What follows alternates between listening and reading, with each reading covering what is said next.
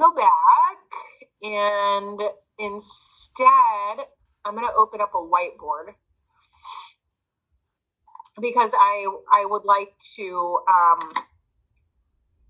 kind of draw this out a little bit more. So what I'm going to do is I'm going to draw an acid chloride.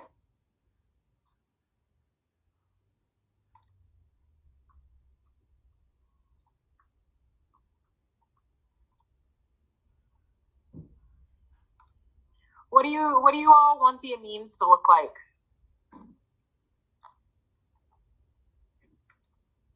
What kind of substituent do you want on the amine? Do you want like a methyl group? Like that?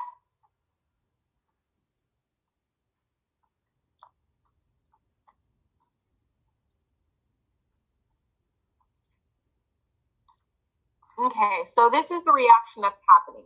We've got an acid chloride and two equivalents of the amine.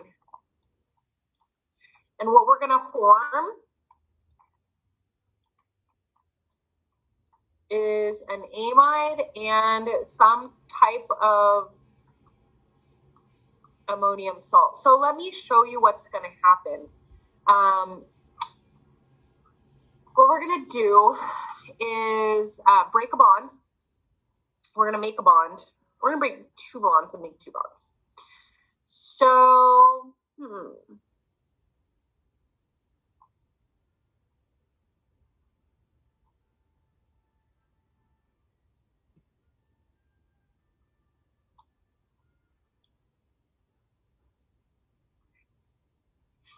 So what I've circled in blue, that is going to get together. So now what you'll see is that I left out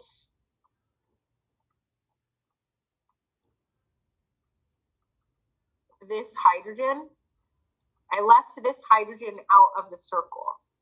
And that's because it has its own job to do. So you'll see that I incorporated the nitrogen, one hydrogen, and the alkyl group. And so what is going to happen here, I keep the left-hand part of the structure the same, but this is the amide that is being formed. And then everything that's left over, I'm going to put this in green to really show a contrast.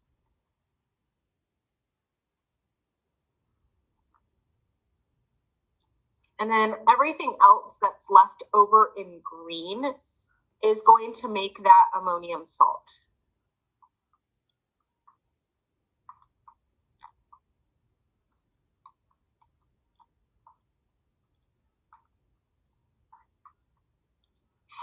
So you could write it out like this, or, you could write it out like this, the salt, however you wanted. But essentially what is happening is that one equivalent of acid chloride, two equivalents of amine come together to form an amide and an ammonium salt. May I do another one? Yes, please. Okay, great.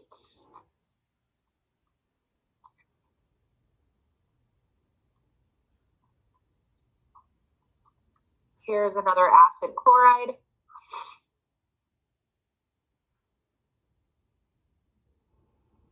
And instead of writing like I don't want to write two equivalents of an amine like this. I'm actually going to physically draw them out. And that's so that we can like draw circles. I think that will make things a little bit easier.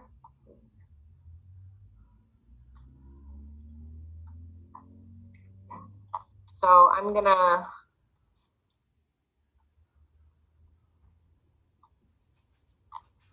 look at this.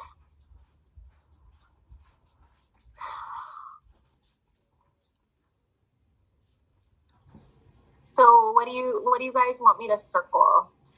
What is going to come together?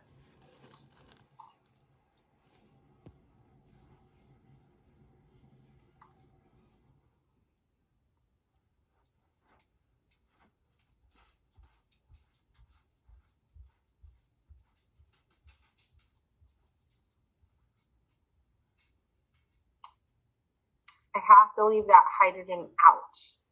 So you see how But like in the top example, there was a lot of hydrogen. So how did you know which hydrogen to leave out? Like this one, it's kind of more clear because there's only one hydrogen. But in the top one, how did you know that that hydrogen had to be left? Oh, I just selected that hydrogen, both of the hydrogens. If you look at this compound, both of these hydrogens are the same. So I could have kept this hydrogen. It doesn't really matter. Okay, but did it have to be from that top structure or like? It could have been from the bottom structure. Both of these molecules are the same.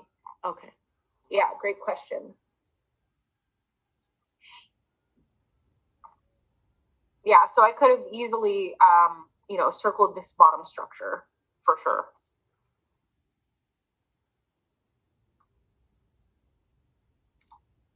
And so now I'm going to circle whatever is left over.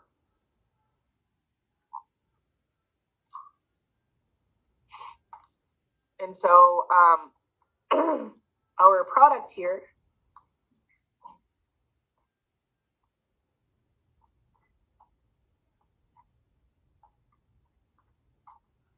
is going to look like this.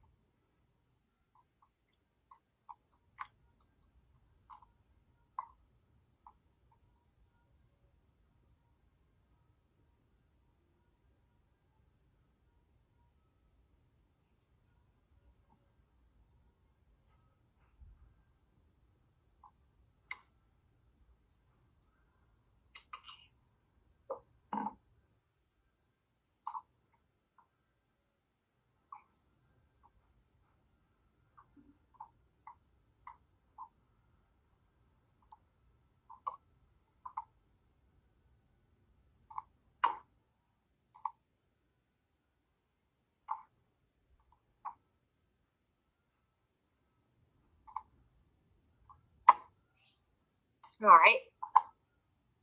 Very good. So here's another example where we have butanoyl chloride. Butanoyl chloride, and you can see that this is also color coded. So you've got the pink part of the butanoyl chloride, and then the chloride is black. And we've got methanamine, which is just like methylamine. So depending on how you decided to name your amines, this is also called methylamine.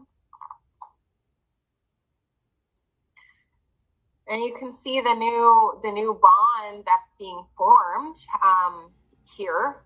So there was a loss of a hydrogen. So let me make some bullet points here.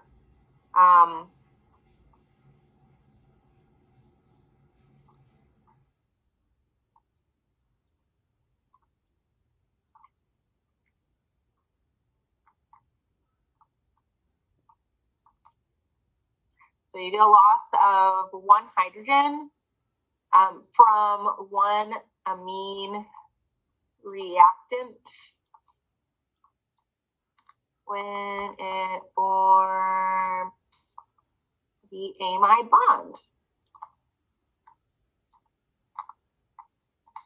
So you can see that there was two hydrogens here, but now there's only one.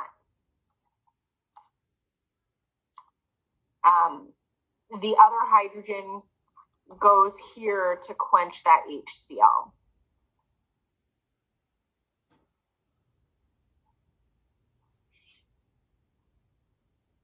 We can form amides in a different way, and that's by using an acid anhydride. So this reaction is very, very similar to one of the reactions that we saw in chapter 14. So we have our acid anhydride, and so you can see here's your acid anhydride with 2 moles of the amine, and you can see that one of the amines comes together to form an amide, and the other one forms carboxylic acid salt.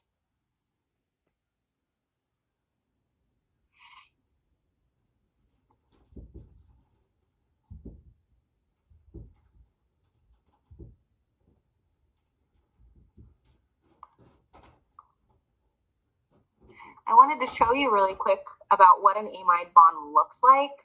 Amide bonds are present in so many things, proteins in our body, artificial sweeteners. So you guys, I'm sure you've heard of aspartame.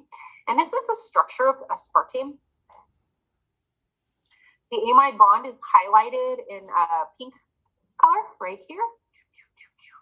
So here's your amide bond. It's just the connection between the carbonyl-carbon and the amide nitrogen. And so that is your amide bond. Neotame is also an artificial sweetener. So the right-hand side of this structure is the same in neotame as it is in phenylalanine. There is one small difference here, is that on this particular area of the compound, it's been modified, so synthetically modified in neotame. So there's just like this bigger like carbon linker off of this nitrogen right here. So it's just a bigger, it's an amine with more like hydrophobic areas. So, I mean, amide bonds are present everywhere.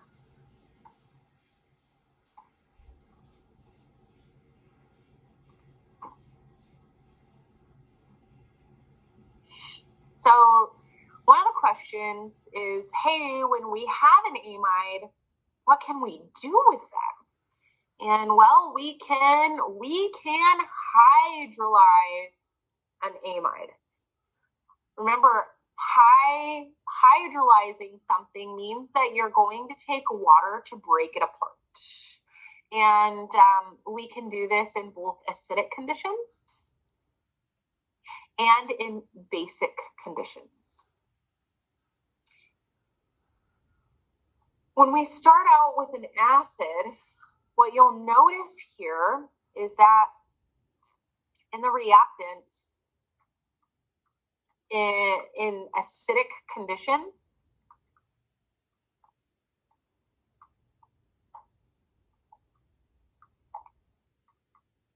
we have our amide, but we also, the other part of this is a strong acid. And this strong acid, so in the reactants, we have an acid and it is positively charged. So what that means is that in our products, you know, we get this carboxylic acid, and because this is acidic conditions, this carboxylic acid can stay intact. It's acidic conditions, acid stays intact. But the other thing that we form is the charged portion of an amine. So we can call this an ammonium ion or an alkyl ammonium ion, depending on what is attached to the nitrogen. This is also going to be positively charged. And that's because, like, think about it. We're not Dumbledore. We're not Harry Potter. We cannot just say, hey, atoms from nowhere. So we have to make sure that our atoms are the same on both sides of the arrow. In addition, we have to make sure that our charges are the same on both sides of the arrow. So when we are in acidic conditions, if we have a positively charged something, in the reactants like this, positively charged, then that means that in our products, we also have to have something that is positively charged. And so that is going to be this part. So I have a question. Yeah, what's up? Is that the general structure of an alkyl ammonium ion? Yes. So that, like, you know, in case like on the exam, like we see like something with a reaction, you know, like how you kind of give yourself some direction. So I'm trying to see the difference between like the second one too, because they like look so similar. Right. Yeah. Okay. And that's where I'm going with this, right? Because like depending on the conditions, it will determine what you have. So this one where the laser pointer is, this alkyl ammonium ion, this is a positively charged ion, and that's because like as we learned in the first part of this chapter, amines are an amine is a base. It is a basic compound. It wants to rip positively charged protons away from things. And so when it does that, it forms this salt. So this is a positively charged salt. It is ionic. So if we were to, let's say, draw its Lewis structure, it would look something like this. And then whatever R is attached. And so this has a positive formal charge on that nitrogen. And that's what makes it different than the second thing that we're going to take a look at right now. No, I mean, thank you for explaining. It's just because there's no time to understand this. So it's like we have to get it like now because the on Friday. Oh, absolutely. And what I want you to realize is that the final exam is not going to be weighted on this chapter, right? Like, I know that we haven't had an exam on this stuff, but that doesn't mean that I'm going to weight the entire final on this stuff. Like maybe you'll have a couple of questions. Maybe, right? So don't. Okay, that makes me a lot less nervous. Don't stress. Yeah, because I feel like the lecture, you know, I have so many questions about that, but there's no time, you know? I know. So if you want, email me your questions and I can provide answers, you know, like, and again, I'm not going to weight this final with this chapter. That would be unbearably mean. That would be so mean. I am not that way. I already told you guys that I'm looking at functional groups. Like if you know your functional groups, cool. This is a very doable exam with high scores as long as you're prepared. Thank you. You're very welcome.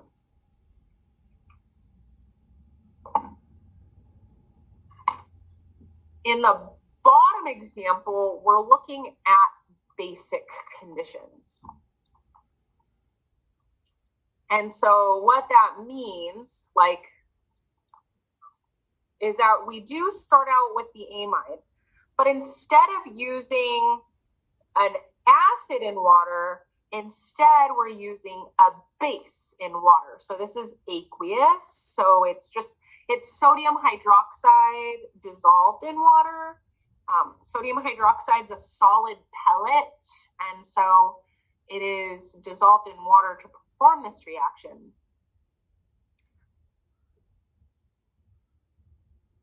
So what we have here is, like, if you look at everything on the reactant side, this is totally neutral. Like, there's no charge in the amide.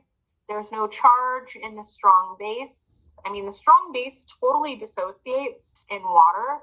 So yes, it is made of Na plus and OH minus, but if you look at the overall charge, it's totally neutral. So what that means is that you need to have neutrality in your products.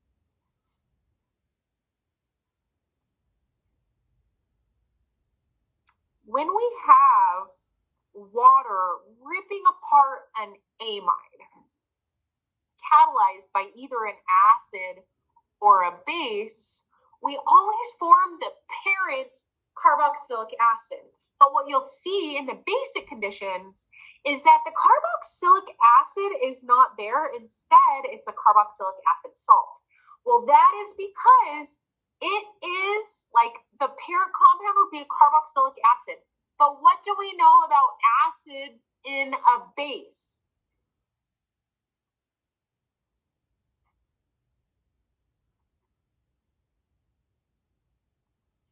A carboxylic acid cannot maintain itself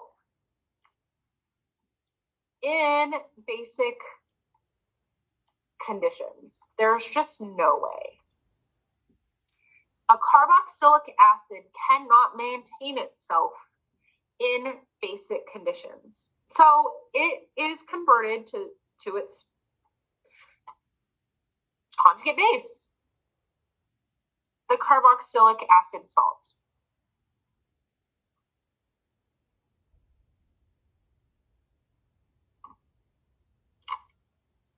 The other product that we get here is the neutral amine. So whatever this is, it has 2 H's and some like R group. And you can see that this species is neutral. So depending on what is happening, you have to look at your products in the very end. If you have an amide with either an acid, you're going to rip it apart into the carboxylic acid and its charged ammonium species. If you're looking at basic conditions, you're looking at a neutral amide, a strong base. This thing is going to be ripped apart.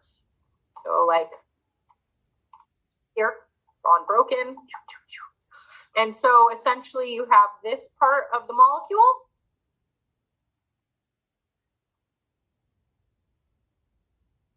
plus this hydrogen. And then you have this part, or you can just circle that over here.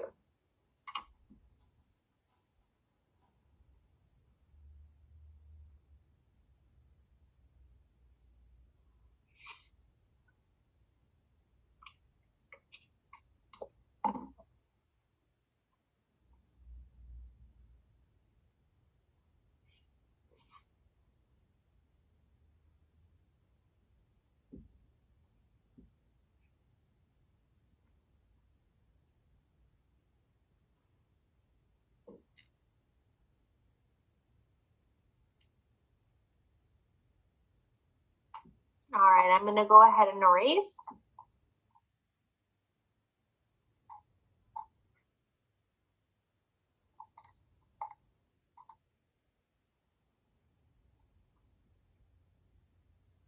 One of the important reasons of why I have to show you what an amide is because you guys are probably going to have to construct polypeptides.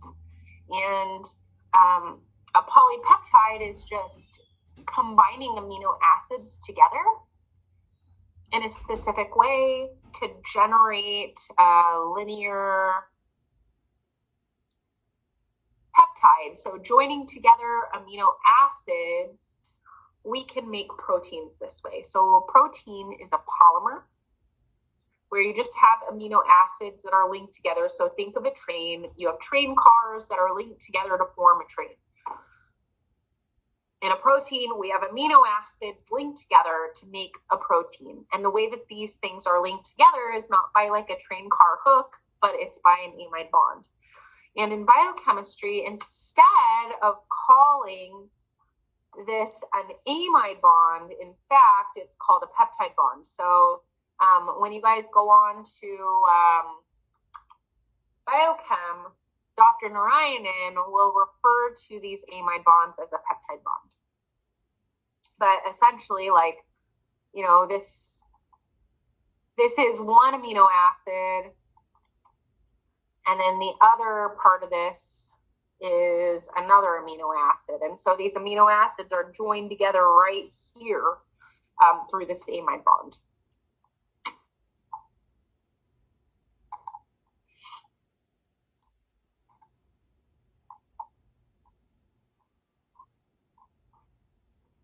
You'll learn about this in biochem. I'm just going to go ahead. So there are 20 essential amino acids. Again, this is something that you'll go over in biochem, but I don't know, this, like, every amino acid has this makeup where they have a C terminus, and this is called the C terminus because it ends with the carbon. So this end is a carboxylate. And the reason why it's a carboxylate, like if this were in acidic conditions, then yeah, it would be COOH, it would be a carboxylic acid. But at like physiological pH, like our physiological pH is not acidic. And so it exists as a carboxylate salt. And then the N-terminus is over on this side, and it's in because you have the amino part, but it's amino, it's a charged amino. It's a charged amino group, and again, it's because we're at physiological pH. So this is like the makeup of all amino acids.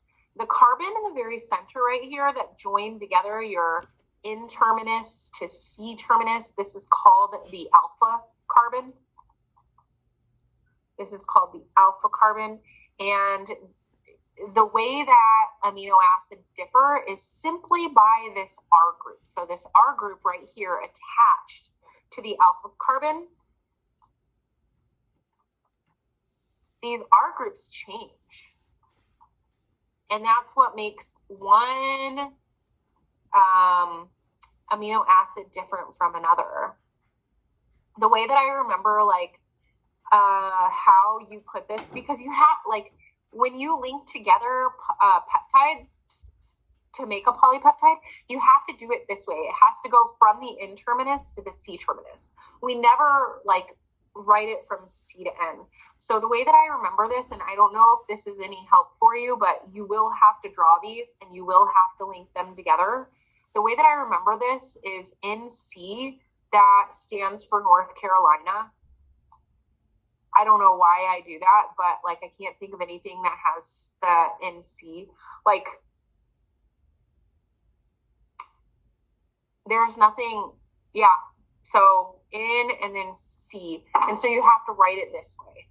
Like you can't write the C terminus first and then the N terminus. You can't do that. You have to write it this way. Okay.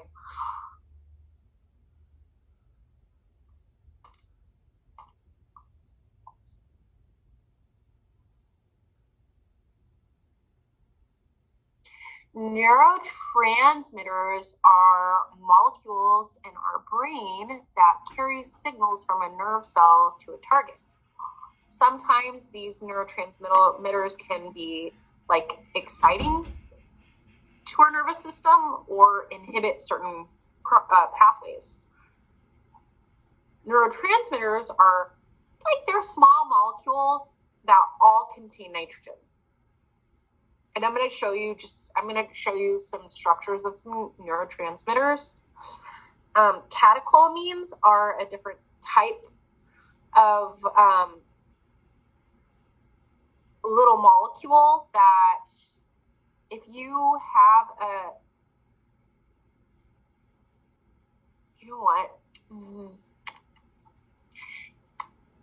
don't worry about this stuff. Like I don't want to make you guys even more upset. Or I'm not saying you're upset. Sorry. wrong choice of words, but I don't want to overload you. This is something that I wouldn't ask you on an exam anyway. But like, just in case if you're interested in the structure, this is the structure of serotonin. And so I don't know, you guys know what serotonin is?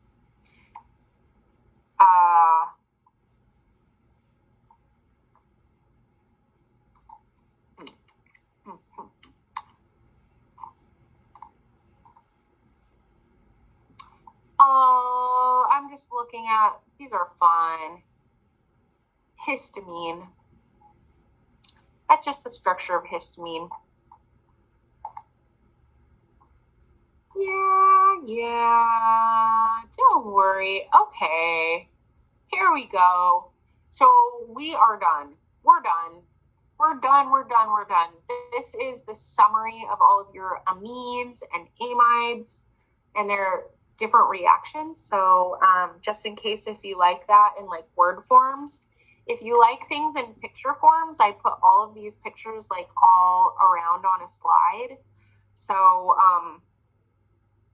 when it comes to a reaction on the final, if you have all of these summaries just right in front of you, you want to make sure that you can see like what's going on, and you should be able to answer the question relatively easy. Can I show you? Did you guys see where I put a bunch of stuff on D12?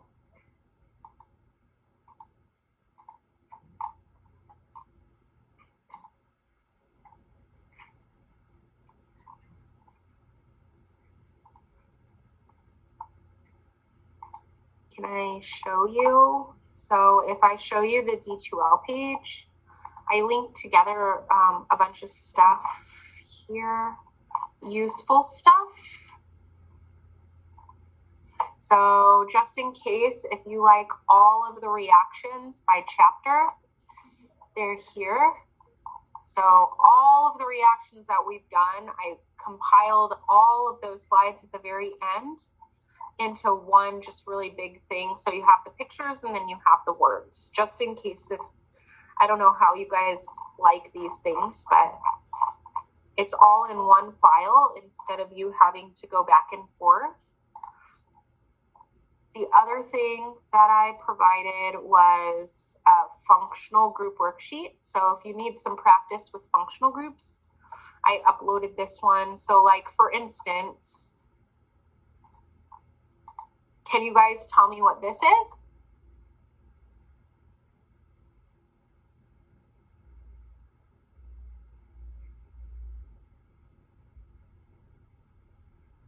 Like, you don't have to tell me the name of it, but just like the functional group.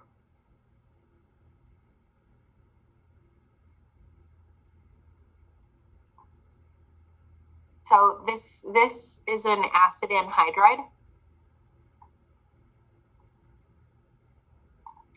What if I circled this? Could you tell me what this is?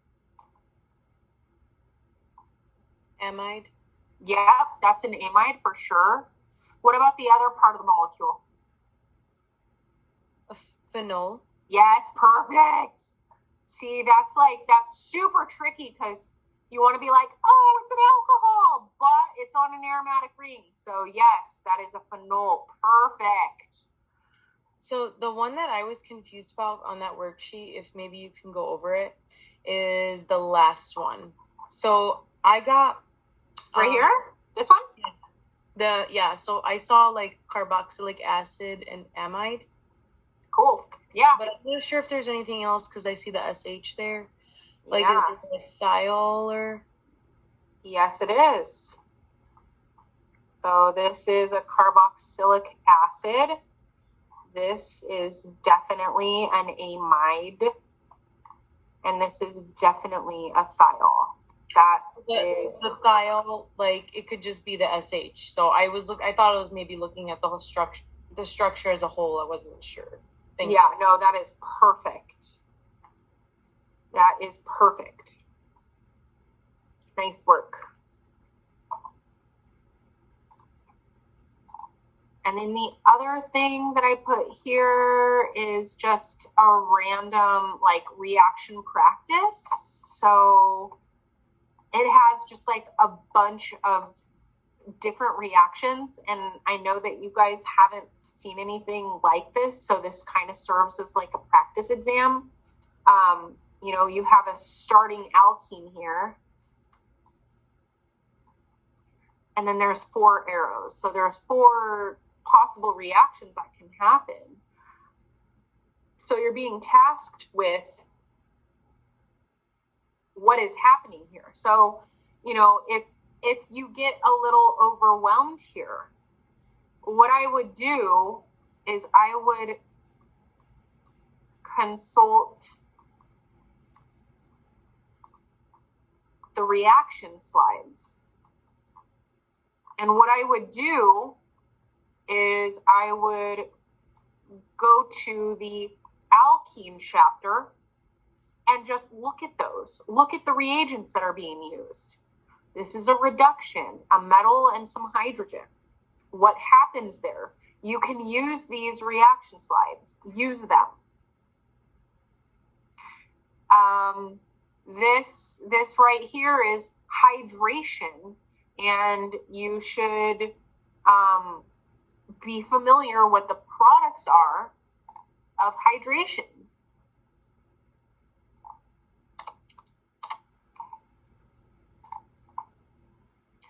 I would steer clear of the internet when you guys are doing things, because there are a lot of things in organic chemistry that we did not go over. And so I would steer clear of the internet and really try to use your own notes. So this is just a fun little worksheet that it doesn't tell you what chapter it comes from, but you guys should consult those end of the, you know, this guy right here. Print this out and have it next to you while you're doing your final.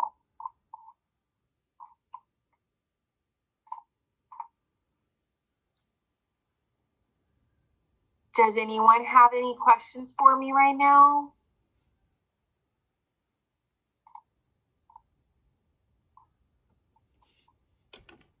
No questions? All right, everybody. So you all have a great rest of your day. Please contact me if you have any questions. Don't forget to do that survey that I linked to our announcements page. And I will post some things regarding the exam later today, just so that you don't forget. I don't want you all to forget about this exam on Friday. I know that you won't, but yeah, so thank you guys so much for putting up with me, and I will talk to you soon, okay? Thank you guys so much for working so hard this semester. I greatly appreciate it. And I wish you the best on your final, and I wish you the best in biochem if you're enrolled. And I will talk to you all soon, okay? Thank you. Thank you so much. Thank you. Bye, everybody.